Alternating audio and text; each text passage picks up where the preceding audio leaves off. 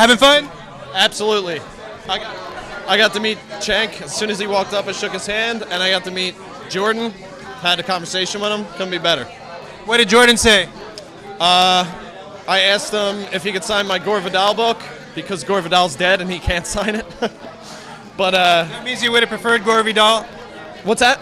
You would have preferred Gore Vidal, I guess. Well, wouldn't everybody? Yeah. But no. Not. Did you know he wrote mystery novels under the pen name Edgar Box? I did know that. However, I didn't have like the surprise, like, oh, I've read Edgar Box before. It just didn't happen. But I do like that. Like the name, I mean. Edgar Box. It's great. It's genius. Are you? Yeah, this is. I love journalism. I love filmmaking. I love Bernie. I love. It's cool. It's been the best experience. I mean, I've got to be in all the places that everyone else just sees on TV. I was there when Trump gave his big speech. Jordan and I were doing Mystery Science Theater. Nobody knows what that is. Do you know what Mystery Science Theater is? Yes, I do. Okay, good. Why is that? Why is Trump giving that speech as like things that you're like excited about for working with TYT? That's weird. Oh, because it was the other day. But yeah, no. I mean yeah. But I mean, without TYT, I wouldn't have been in the arena for that. Yeah, it's a historic event, even if it's not really good for our country. Were you there when were you around when Alex Jones showed up the other day? No, I was interviewing someone down the hall. Oh, was it anybody good? Was it worth it? Was it worth missing? I kind of wish I had been there and got this interview. It was a good interview. Is Jimmy Dore going to be here tonight? I don't know. I think so. I know. Is Jimmy here? No, he's not even in town. Dude, I was going to ask if he could spit in my face, man.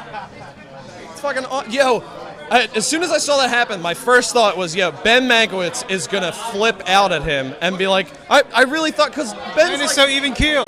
Exactly. That's why he would get mad at something like that. It's so, like, not...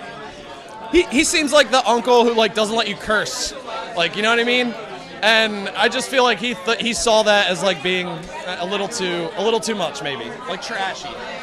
Well, I'm sure he did, but he wasn't going to do anything too... Maybe he'll just passively aggressively, like, not respect him from now. Tom, I'm supposed to ask you if you could describe the election, 2016 presidential election, in 5 words or less. I can't do it in 5 words or less, but I will say there's a quote from Star Wars, the first Star Wars movie, where Obi-Wan says, "If you should strike me down, I should become more powerful than you could possibly imagine." I think that's exactly the perfect metaphor for what Bernie Sanders did with Hillary Clinton. When he endorsed her, he may not have known what was going to happen, but it clearly has happened.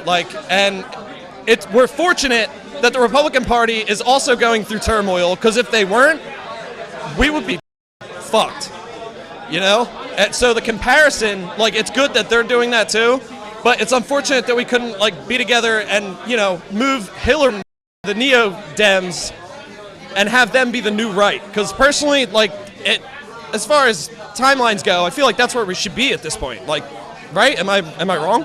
What's your prediction? Is the Bernie Sanders contingent going to be more disruptive and more disrespectful than Ted Cruz and his contingent was last week, or less? You mean his stance towards Hillary, you mean? What do you mean? Yeah, so, okay, Ted Cruz, runner-up to Donald Trump, didn't endorse, and I talked to Ted Cruz supporters who are still upset about, the way that Donald Trump behaved during the campaign, and they're not sure they're voting for him. Now we have Bernie Sanders, runner-up to Hillary Clinton, and what do you think it's going to be, more of a big deal or less of a big deal? Well, number one, I think, obviously a comparison's weird, because Ted Cruz is doing that specifically because he wants to come out of this with some staunch support so that he can maybe build something else or, run for something else or do something. That's why I want to do a video just about Debbie Wasserman Schultz. I don't want it to be like an hour-long video. So...